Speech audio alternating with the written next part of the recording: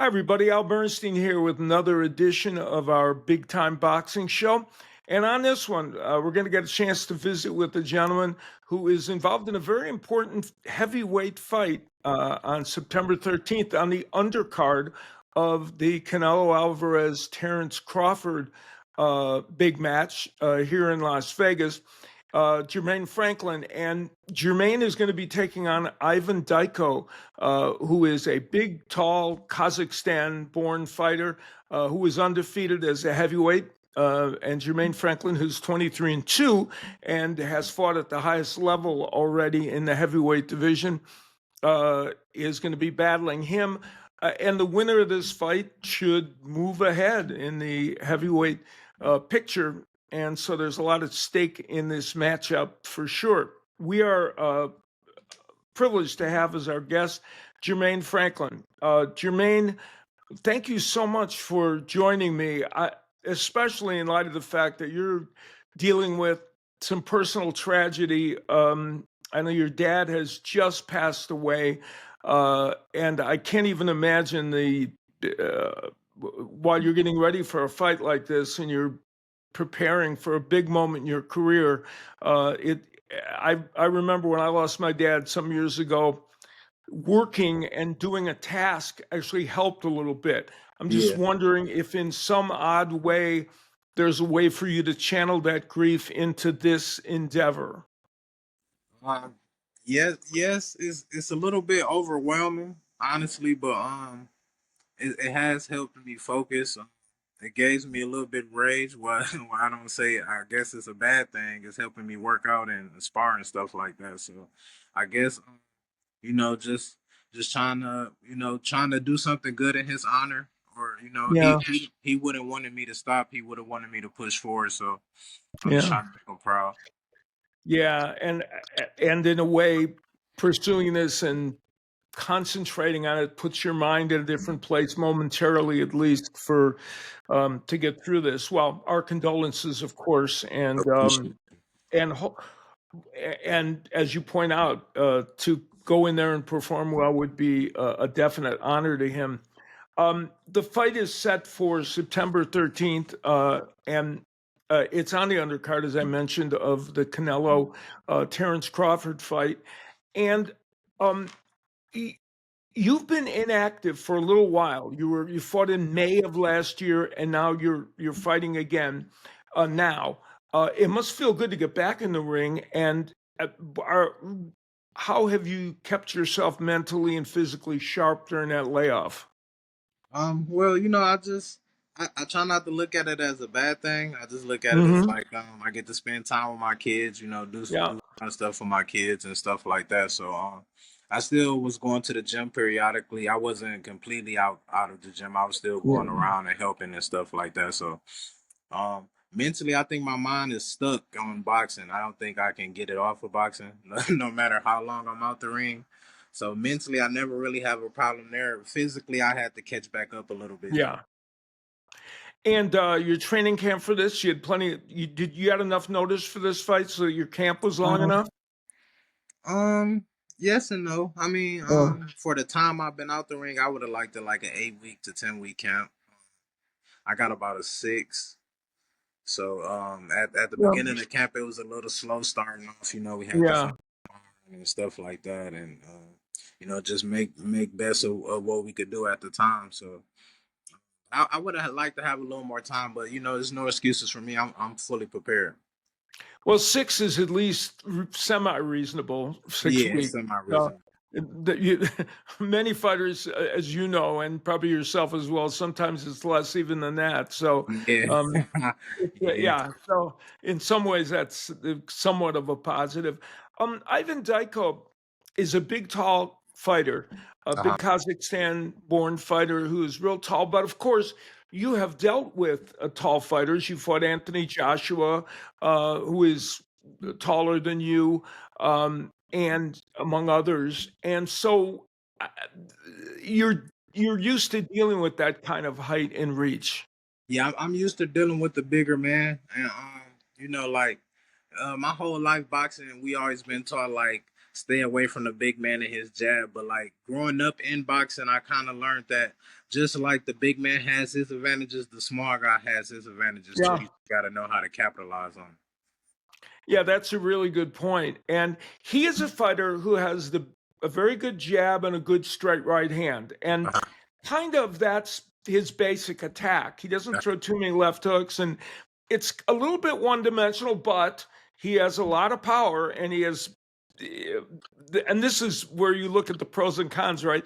He hasn't gone a lot of distance in fights because he's Yeah, knocked a lot of people out early. yeah. So while he has that power, he has not had the experience that you've had in terms of going important rounds in a big fight. Mhm. And a lot of guys rely on their power until they get hit with power back, and it kind of Yeah.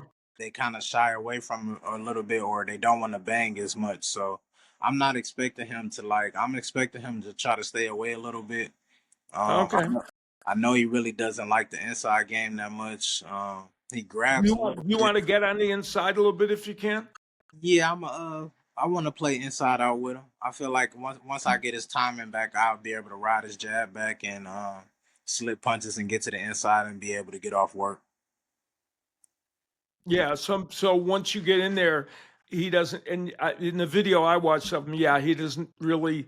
It's not Yeah, where he appreciates being. yeah, And you are capable of that. You're a good fighter at range, but you also are very good on the inside for sure. And I talked about his right hand, but you have a great counter right hand.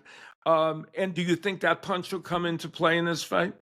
yes. I think it will come into play. Just don't rush it because, like I said, he's the longer guy, so you have to look for him. You have to look for the mistakes, but you have to be ready. You have to be ready to let it go at all the time. So just stay focused, pay attention, watch what he do, watch when he gets lazy, and light him up after that. Yeah. You were I mentioned your ability to go long in fights. You had the 12-round fights with two of the top heavyweights, Dillian Whyte, several years ago, and he was still, very much near the top of his game, and a fight that you easily could have gotten the decision in. That was very disappointing. Yeah, I feel And like I won that disputed. fight. Yeah, I think most objective observers feel like you won it, and you went over there. Then you went back again to England to fight Anthony Joshua. You won 12 rounds with him, lost a decision. But those experiences, I would think, have to be beneficial to you when you're getting into a fight like this, because this fight, for instance, you never know. Of course, boxing Yeah. is unpredictable, obviously, but once you get him past the fifth or sixth round, in theory, getting him there, in theory, should start to benefit you because of those other experiences, right?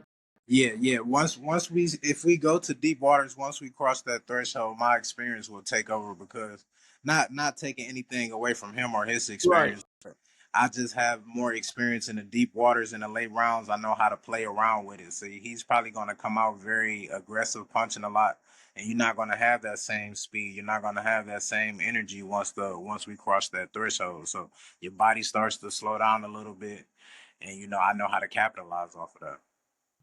Now, this fight is on a big stage because it'll be seen on Netflix, and it's on the undercard of obviously one of the biggest events of the last several years in boxing. How far do you think a win here could take you in the heavyweight discussion?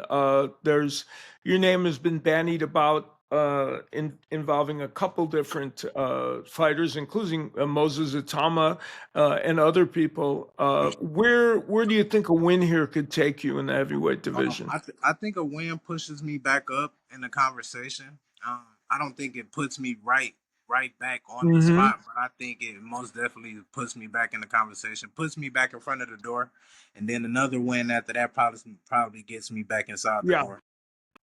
Yeah, that's a very reasonable way to look at it. That you're one other fight away from putting yourself right in the title conversation or big money fight conversation, Yeah. however that plays itself out. And of course, the heavyweight division is fluid because Alexander Usyk is probably only going to fight maybe one, maximum two more fights. I'm not gonna lie, I'm kind of sad about that because I'm a Yeah, fan. right. Yeah. I love You boxing. I love boxing too much. So like I'm a fan. I'm like, dang, we can't get a couple more, just a couple. But yeah, I mean I understand though. I understand it's a hard sport, you know. yeah.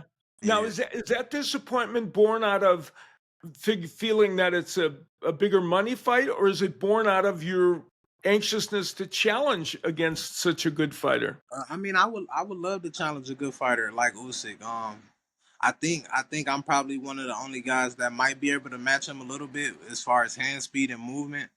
So I think I probably give him a little more of a challenge than some of the other guys he faced. I would Yeah, love that's that you're fight. you're a different fighter. That's a very good point. You're kind of a different fighter than some of these heavyweights that don't have quite the hand speed or the movement. Yeah, so I think I'd be able to give him more of a challenge. But like I said, like I'm just a fan of the sport, so you know you hate to Yeah, see the good guys go. You hate to you yeah, hate that's to see for the good sure. guys leave. Yeah. Very very special fighter. That's for sure. There's no question about that. Um, so as you approach this fight, is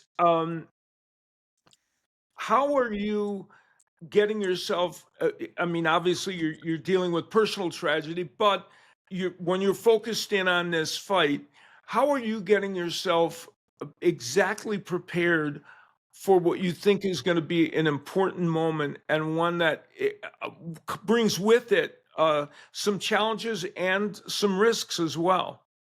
So we've been working on big on like focus, staying super focused. I don't feel like I lose focus easily, but in that Joshua fight, I completely lost my focus after like the fifth, Hmm. sixth round. I was not the same guy anymore. Yeah. So we've been working hard not to let stuff like that happen again. Just Hmm. keeping my mind on the fight, paying attention, staying very aware. And I think right now I'm probably the most focused I've been in a little while. So Okay. mentally, I think I'm ready to go in there and cause damage mentally, and I'm just super pumped up. I've been out the ring for a while, so it's kind of it's kind of a good thing for me to be back in there doing something I love. Well, good luck to you, Jermaine. Uh, uh, Great opportunity for you, obviously, and lots of fans will get to see you in action. And I was lucky enough to call your last fight when you beat Drew Vargas, and Yeah, it was fun to do that and to watch you perform your craft. And this should be an exciting night on September 13th. yeah, I'm gonna make it a real exciting night. You want to create some extra excitement, huh? All right. Well, Yeah, hey, thank you so much for joining me today. appreciate you. So that was Jermaine Franklin. We appreciate him joining us at this time as he gets ready for that big fight on September 13th. It should be a good one, and he can make big strides in heavyweight division with a win there. Well, we will see you next time here on Big Time Boxing.